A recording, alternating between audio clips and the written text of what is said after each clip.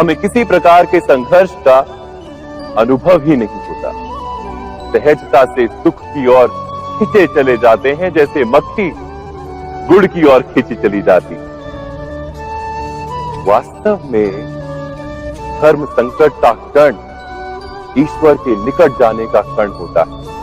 यदि हम संघर्षों से भयभीत ना, सुख की ओर आकर्षित ना, अपने धर्म पर दृढ़ रहे, तो ईश्वर का साक्षात्कार दूर नहीं।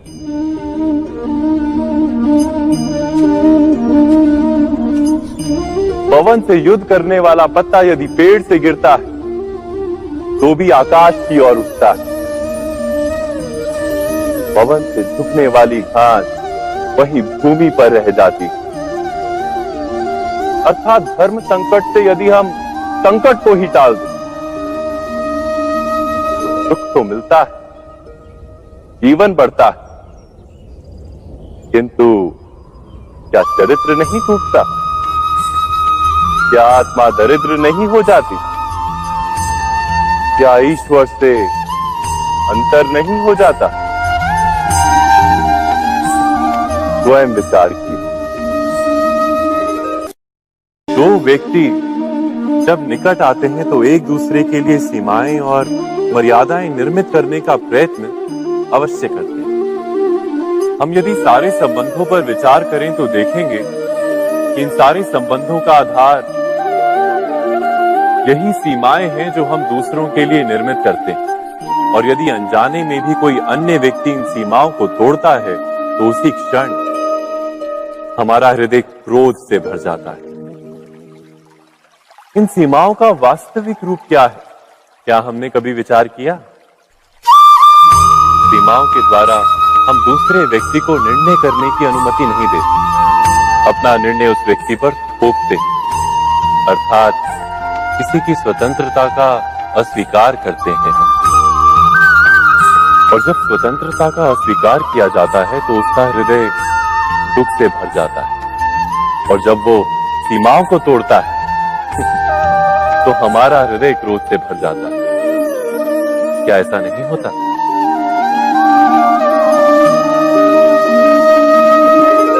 पर यदि एक दूसरे की स्वतंत्रता का सम्मान किया जाए तो किसी मर्यादाओं या सीमाओं की आवश्यकता ही नहीं होती। अर्थात जिस प्रकार स्वीकार किसी संबंध का देह है, क्या वैसे ही स्वतंत्रता किसी संबंध की आत्मा नहीं? स्वयं विचार कीजिए। सबके जीवन में ऐसा प्रसंग अवश्य आता है कि सत्य कहने का निश्चय होता है हृदय में, किंतु मुख से सत्य निकल नहीं पाता। कोई भय मन को घेर लेता है। किसी घटना अथवा प्रसंग के बारे में बात करना या फिर स्वयं से कोई भूल हो जाए उसके बारे में कुछ बोलना, क्या ये सत्य है? नहीं, ये तो केवल तथ्य है। अर्थात जैसा हुआ था वैसा केवल बोल देना सामान्य सी बात है। किंतु कभी कभी उस तथ्य को बोलते हुए भी भय लगता है। कदाचित किसी दूसरे की भावनाओं का विचार आता है मन, दूसरे को दुख होगा ये भय भी शब्दों को रोकता है। तो ये सत्य क्या है? क्या हमने कभी विचार किया है? जब भय रहते हुए भी कोई तथ्य बोलता है तो वो सत्य कहलाता है। वास्तव में सत्य कुछ और नहीं, केवल निर्भयता का दूसरा नाम है। और निर्भय होने का कोई समय नहीं होता, क्योंकि निर्भयता आत्मा का स्वभाव है। अर्थात क्या प्रत्येक क्षण सत्य बोलने का क्षण नहीं होता?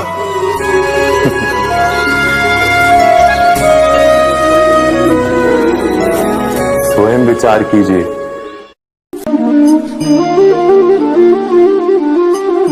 श्रेष्ठता का क्या अर्थ है? श्रेष्ठता का अर्थ है दूसरों से अधिक ज्ञान प्राप्त करना।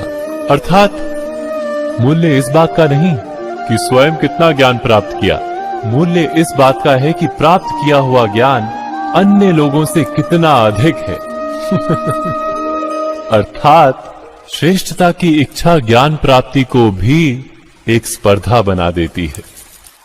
और स्पर्धा में विजय अंतिम कब होती है?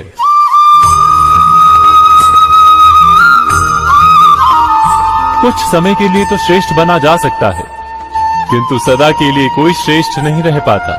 फिर वही असंतोष, पीड़ा और संघर्ष जन्म लेता है।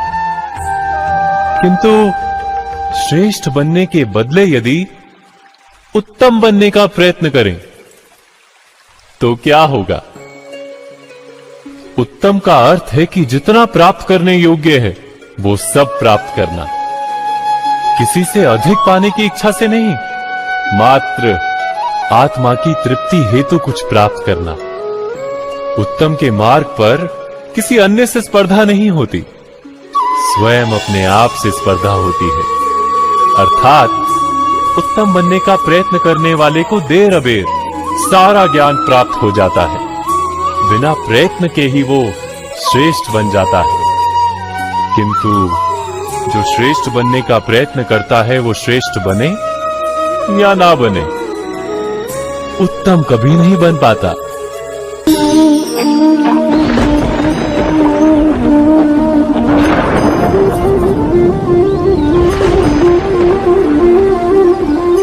सपनों और पूर्वाभासों के आधार पर हम भविष्य के सुख दुख की कल्पना करते हैं।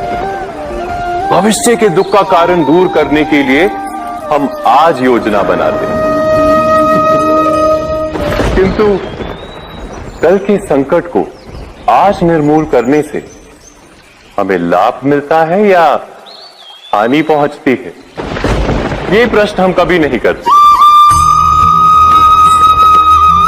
सत्य तो ये है कि संकट और उसका निवारण साथ जन से, व्यक्ति के लिए भी और सृष्टि के लिए भी।